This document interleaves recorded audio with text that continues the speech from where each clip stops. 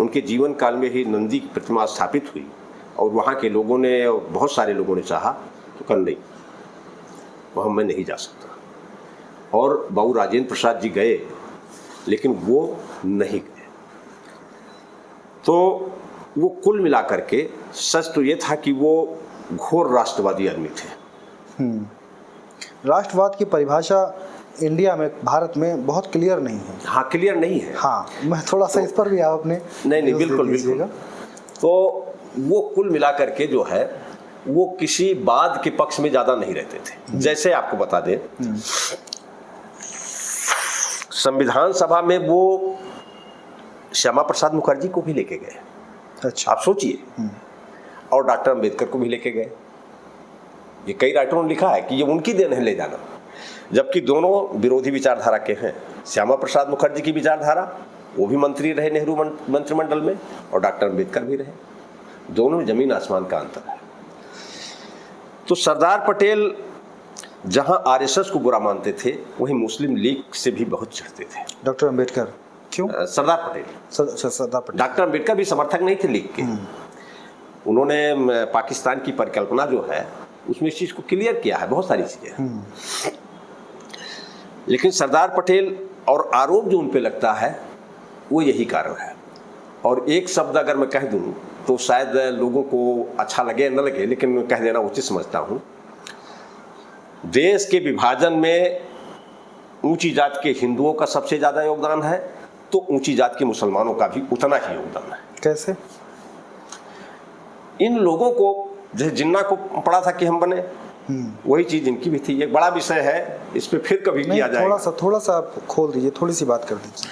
तो चूंकि नेतृत्व इन्हीं लोगों के हाथ में था। हाँ, बिल्कुल था। और ऐसा समझते थे कि जैसे जब इस देश में मुसलमान रहेगा, जहाँ जब आपने कहा कि अपर कास्ट मुस्लिम या अपर कास्ट हिंदू, तो जो जिन्ना है, जिन्ना की हम जब 2 पीढ़ी पीछे जाते हैं, मैंने विकिपीडिया पे पढ़ा, विकिपीडिया सही है या गलत है मुझे नहीं पता, 2 पीढ़ी जब पीछे जाते हैं तो हमें पता चलता है कि वो हिंदू रिलीजन से बिलोंग करते थे। बाद में उनका कन्वर्जन हुआ, वो मुस्लिम हुए। जो जिन्ना है वो एक्चुअल में जो हिंदू नस्ल है, जो हिंदू बिरादरी है, उससे निकले हुए हैं, और बाद में वो मुसलमान बने। उन्होंने मुस्लिम लीग का गठन किया। वो तो सारे लोग हैं। हाँ, तो इस देश में सारे लोग हैं। लेकिन उन्होंने गठन किया, फिर ये बात कही जाए कि वो अपर कास्ट मुसलमान थे, तो ये बात बहुत ज़्यादा सही नहीं लगती है। और मैं खास करके जिन्ना को इसलिए भी नहीं सपोर्ट करता हूँ क्योंकि मुझे ऐसा लगता है कि शायद उनकी 2 पीढ़ी पहले ही इस चीज़ को प्लान कर लिया गया हो कि हम कन्वर्जन करेंगे और डिवाइडेशन होगा। शायद ऐसा रहा हो। ये जरूर नहीं कि कोई व्यक्ति मुसलमान बना हो तो वो एक्चुअल में मुसलमान बना हो। आजकल शादियों के लोग मुसलमान बन जाते हैं। जी, हाँ। तो इसका बहुत महत्व नहीं है इस बात का कि वो मुसलमान थे या वो रियल मुसलमान थे। नहीं, वो वैचारिक रूप से भी नहीं थे। बहुत सारी चीजें वैचारिक रूप से बिल्कुल नहीं थे। यही मैं कहना चाहता हूँ।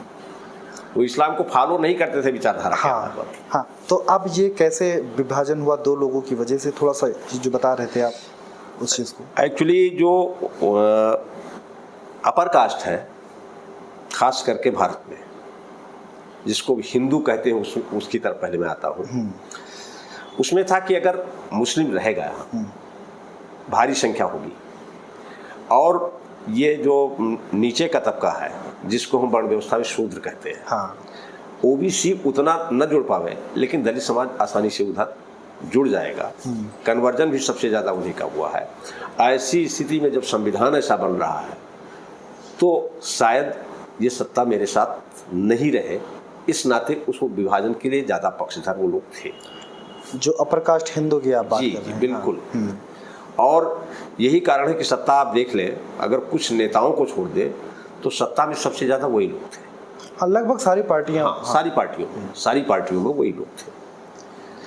और जिन्ना साहब का, जिन्ना मैं शुरू में, जिन्ना कोई पाकिस्तान के पक्षधर नहीं थे। आप देखेंगे पूरा इतिहास तो उसमें पाएंगे, जिन्ना ने जब पहली बार उनके सामने पाकिस्तान की बात रखी गई, और वो भी लंदन में जब राउंड टेबल कॉन्फ्रेंस था, तो उन्होंने कहा था ये असंभव चीज़ है और इसे मैं स्वीकार नहीं करता। लेकिन वो भी फॉरवर्ड क्लास के हिंदुओं से ही थोड़ा वो हुए, प्रेरित थे। पहली बार जब 1937 का चुनाव हुआ तो उस समय लीग और कांग्रेस ने कुछ प्रांतों में मिल करके चुनाव लड़ा था, उसी में से अपना संयुक्त प्रांत था जो बाद में उत्तर प्रदेश कहलाया, इसका बड़ा हिस्सा संयुक्त प्रांत में मिलकर लड़े थे। तो सबसे पहले उस समय मुख्यमंत्री को प्रधानमंत्री कहा जाता था। मुख्यमंत्री को प्रधानमंत्री कहा जाता था। बाद में ये यूनियन ऑफ स्टेट बना। हाँ, तो उस समय ये अपने जो आचार्य नरेंद्र देव जी थे, आचार्य नरेंद्र देव जी को यहाँ का प्रधानमंत्री बनाने की बात आई थी। उन्होंने इनकार कर दिया, कहा कि हम गुलाम भारत में कोई पद नहीं लेंगे शासन का। और उसके बाद गोविंद बल्लभ पंत बनाए गए, जो बाद में उत्तर प्रदेश के भी पहले मुख्यमंत्री बने, उनको बनाया गया था। उस समय समझौते से जीती थी, लेकिन कांग्रेस इतनी सीट जीत गई थी कि लीग को न ले तो भी उसकी सरकार बन सकती थी। अच्छा। लीग के लोगों को नहीं लिया। अच्छा, इसी कारण से नहीं लिया। हाँ, और तो जब नहीं लिया, हाँ, तब जिन्ना ने पहली बार कहा कि जब आज आप भी गुलाम हैं, हम भी गुलाम हैं, तब अगर मुझे हिस्सा नहीं दे रहे हैं तो कल जब देश आज़ाद होगा, आप बहुसंख्यक होंगे, तो उन स्थितियों में मेरा हिस्सा कैसे मिलेगा, इसलिए हमारा पाकिस्तान अलग चाहिए। अच्छा, मेन कारण ये था कि जब देश आज़ाद हो गया, कांग्रेस को ज़्यादा सीटें मिली, इतनी सीटें मिली कि वो अपनी सरकार बना सकते थे, और मुस्लिम लीग को भी कुछ सीटें मिली होंगी। हाँ। उनका उन्होंने सहयोग नहीं लिया, और इस कारण से डिवाइडेशन का जो उदय हुआ वो यहीं से उदय हुआ। कुछ लोगों का मानना ये भी है कि जब जिन्ना ने पाकिस्तान की बात की, एक अलग देश बनाने की बात की, उससे पहले देश में कुछ लोग और थे जो टू नेशन थ्योरी, यानी कि दो संस्कृतियाँ अलग अलग एक साथ नहीं रह सकती, अलग अलग रहेंगी, यहाँ से भी एक विचारधारा जन्म ले लेती है। बिल्कुल, शुरुआत वहाँ से है। तो ये कहाँ से, क्या राष्ट्रों की थियरी जो है वो लास्ट में 18वीं शताब्दी के लास्ट में ही शुरू हो जाती है।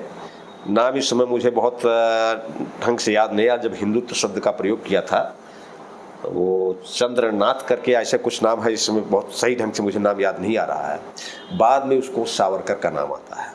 जब अच्छा, उससे पहले किसी और ने इस चीज़ को बात की, बाद में फिर अभिनव भारत बनाया इन्होंने संगठन। बीडी सावरकर, विनायक दामोदर सावरकर। विनायक दामोदर सावरकर का तो बहुत कुछ है, बड़ा भले ही ये गुणगान करे, लेकिन कई बिंदु है, माफी वीर के अलावा वो तो भाई है। वो तो और कई चीज़ें में बहुत ज़्यादा फेमस, और कई चीज़ें हैं जो ये गाय को अपना माता मानते हैं हिंदू धर्म के हिसाब से।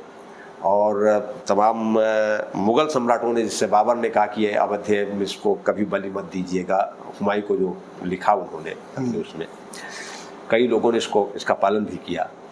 तो वो गाय को उस तरीके से नहीं मानते थे। कौन? बीडी सावरकर। बीडी सावरकर जैसे दूसरे पशु को मानते थे, वैसे गाय को मानते थे। हाँ। बहुत सारी बातें हैं, वो उनकी किताबों में दिया हुआ है। तो फिर ये जो गाय का मसला आया संस्कृति में, जिसको ऐड कर दिया गया, इसका क्या मतलब रहा है? फिर कहाँ से इसका जन्म हुआ, उदय इसका कहाँ से हुआ? देखिए, सच तो ये है कि जब बुद्धिज्म शुरू हुआ तो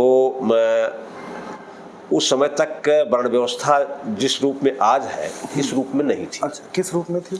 जिस रूप में आज वर्ण व्यवस्था है, जो मनु के काला कानून जिसको कहा जाता है, उस रूप में नहीं रही। सैद्धांतिक रूप से रही होगी, व्यावहारिक रूप से इस तरीके से नहीं आई। क्योंकि बाहर से ये इतिहास कहता है, मैं नहीं, तमाम ब्राह्मण विद्वानों ने भी लिखा है, दयाशंकर सरस्वती ने लिखा, बाल गंगाधर तिलक ने स्वयं स्वीकार किया, नेहरू ने लिखा, और एक नहीं बहुत सारे विद्वान जिन्होंने माना कि ब्राह्मण जो है वो इस देश का नहीं है, ये बाहर से आया हुआ, ये उन्होंने स्वीकार किया। अच्छा, ये तो जो एक बाम सेफ संगठन है जी, वो भी इस बात पर बहुत जोर डालता है। हाँ, जोर देता है। उनका विचारधारा डीएनए की बात करते हैं। क्या मतलब है इसका, मैं समझ नहीं पाया, जरा एक बार पूरा क्लियर करते हैं इसको, शुरुआत से आप बताएं। जी, वर्ण व्यवस्था जो है वो ऐसा माना जाता है कि भारत के लोग, यहाँ जातियाँ नहीं थी, उसमें वर्ग रहे होंगे, और वर्गों का उल्लेख मिलता है 7 वर्गों का, जिसमें अहीर है, निषाद है, किसान है, 7 वर्ग। हाँ, लेकिन जातियाँ तो बहुत ज़्यादा हैं, लाखों।